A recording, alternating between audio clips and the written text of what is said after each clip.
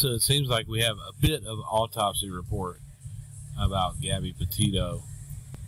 They're giving us bits and pieces of information, and suddenly there's a withdrawal within the media. Dog, the bounty hunter, stepped away from the case. It's gone hush hush, and they still have yet to charge Brian Laundrie with this murder, which is surprising to me, because you have all the circumstantial evidence that you need actually at this point in time to convict him. Circumstantial evidence is evidence. With direct evidence of coming back without her, using her credit card, they have enough to convict him at this point, but they haven't charged him. And they've told us that the cause of death is strangulation. The evidence against him is, one, there was absolute tension between them, which caused the police to separate them with a domestic squabble. The fact that he came back without her, the fact that he used her credit card for $1,000 he withdrew, the fact that he's not speaking, and he was the last one to be seen with her. That is enough. If a jury, if were to hear this just the way it is right now, it's enough to convict him. I'm surprised that he has not been even charged. It's apparent that the people want the Laundries to speak. People say that the quiet is enough. You know, there's people that are speaking out. They want a certain amount of attention. I'm glad that Molly got the ball rolling.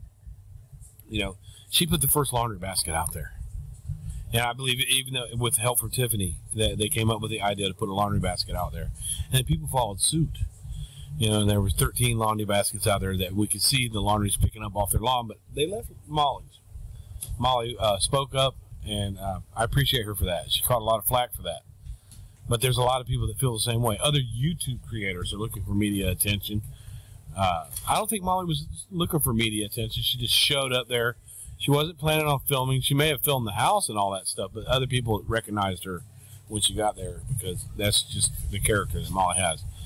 But this report, 21 hours ago, you can see that people are speaking up, and people that have actually spoke out against Molly and Tiffany are speaking up.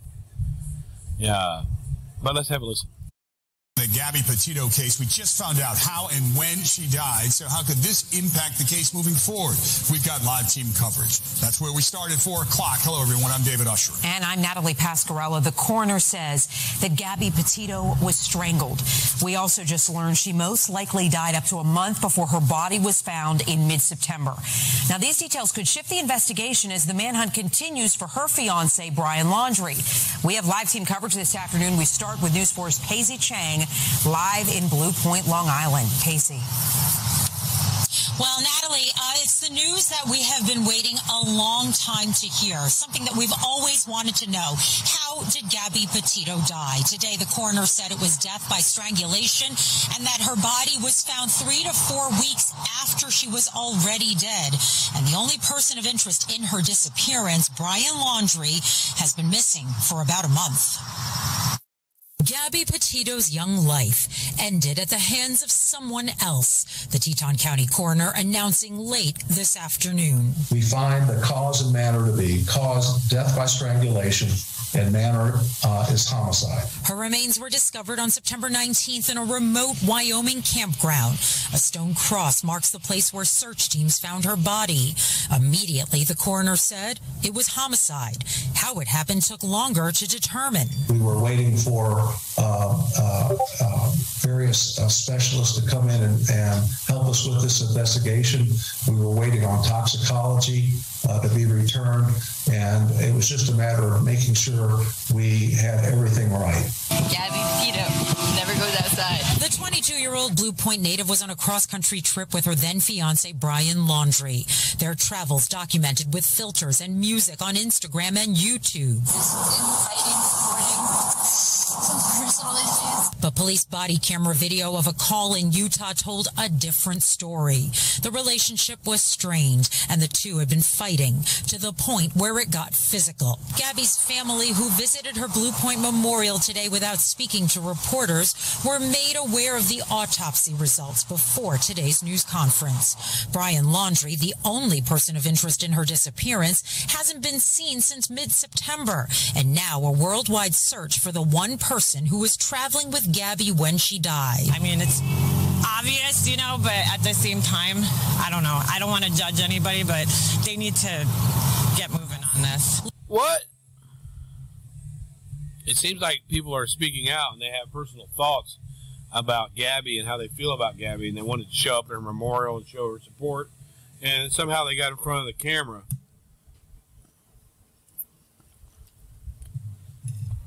Somehow they got in front of the camera. But that's okay. Because it's okay. Anyways, there's a little more.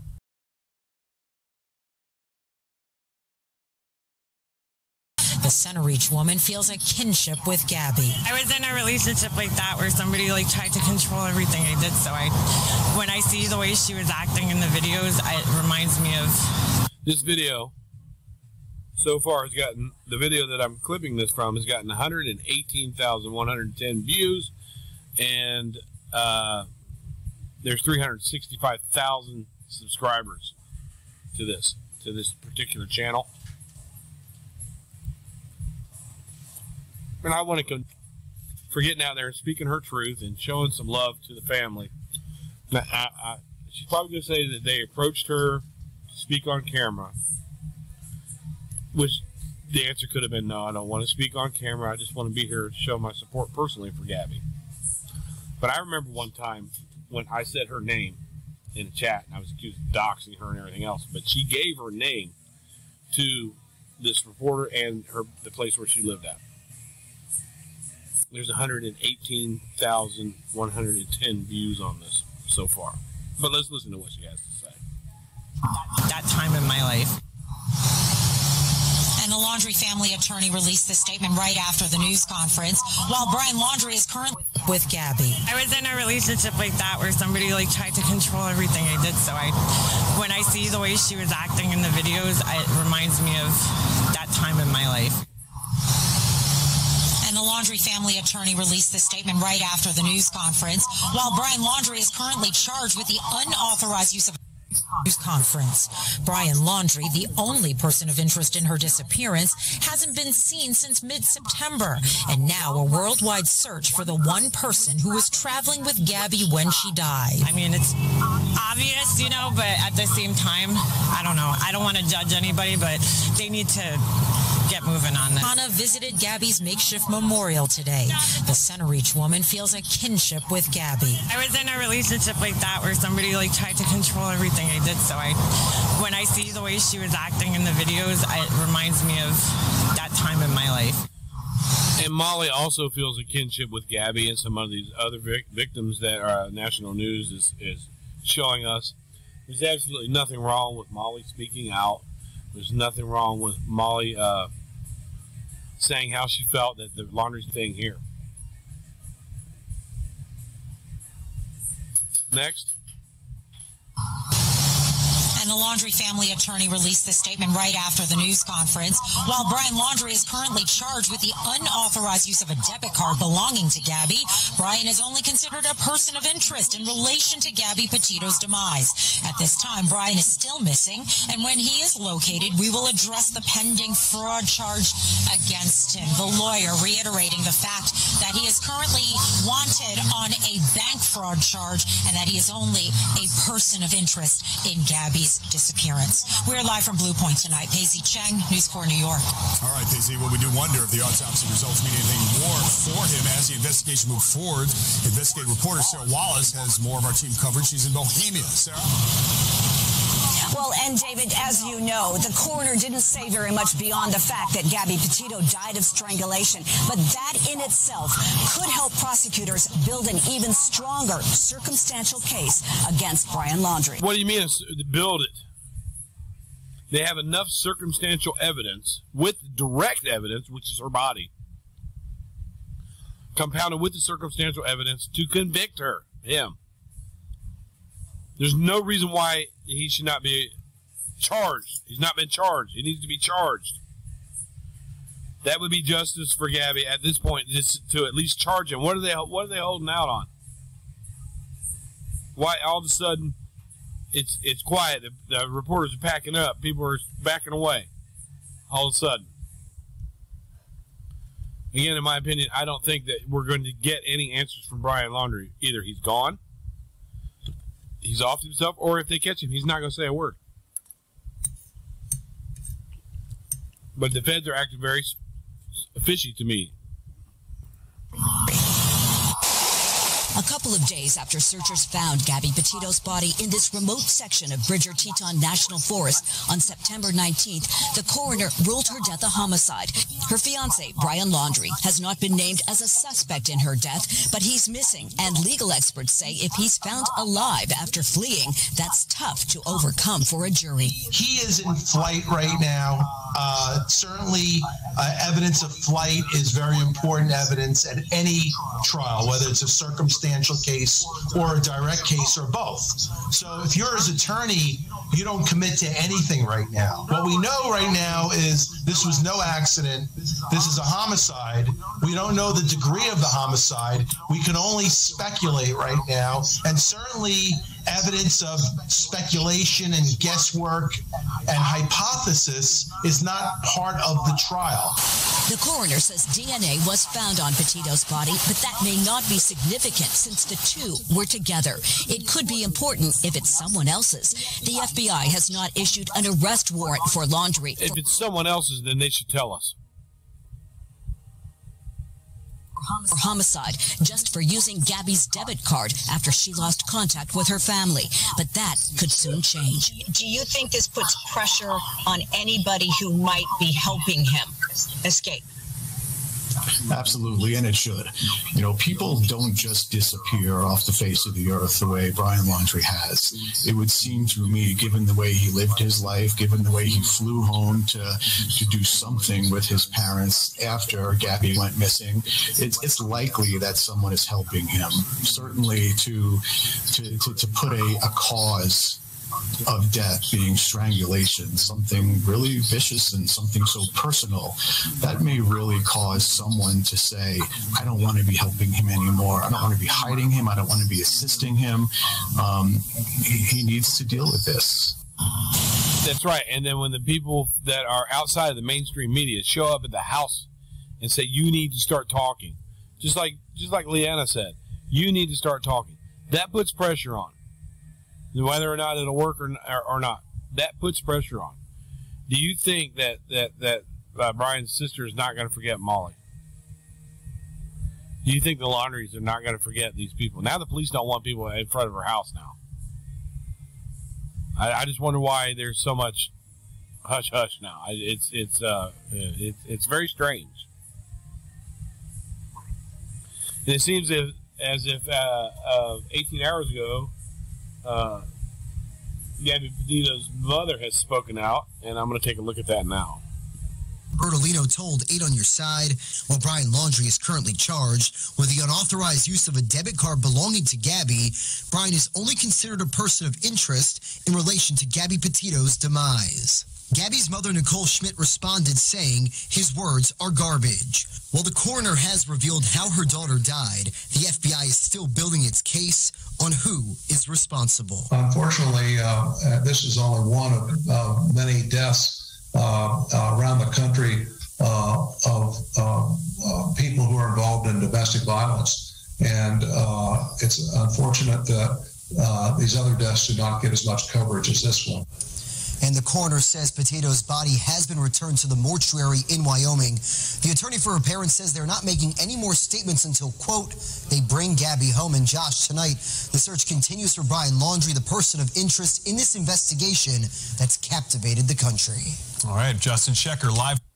Seems like Nancy Grace has also chimed in on this as of yesterday. Let's take a look at that. Let's bring in Nancy Grace. She joins us by phone. Nancy, you've been anticipating this moment for quite some time. What was your takeaway? Well, I think that it's very significant we are learning the cause of death. And the fact that it is a strangulation, in my mind, even more so implicates Brian Laundrie. I think that when DNA results are in, we'll find out even more. Legal Eagles had long thought the COD, cause of death, would either be strangulation or blunt force trauma. I find strangulation to often be used. It's called a sweetheart murder. In other words, the perpetrator is close up and intimate with. Yeah, what she means is, another way to put it is Nancy Grace means that strangulation is personal. It's very personal when you put your hands on somebody and strangle them and watch the life go out of them. Blunt force trauma is not necessarily personal. This is what she's trying to explain to us right now. The victim, and we find that often in domestic homicides. Yeah, Nancy, I was going to say the idea of strangulation, particularly of a young woman like this, after circumstances that we have seen in other videos at other times, to you, is that suggestive of a crime of passion? It's absolutely suggestive of a crime of passion. I had long suspected it would be either strangulation or asphyxiation or blunt force trauma in a fit of rage. But here we have Gabby out in the wilderness alone with Brian Laundrie.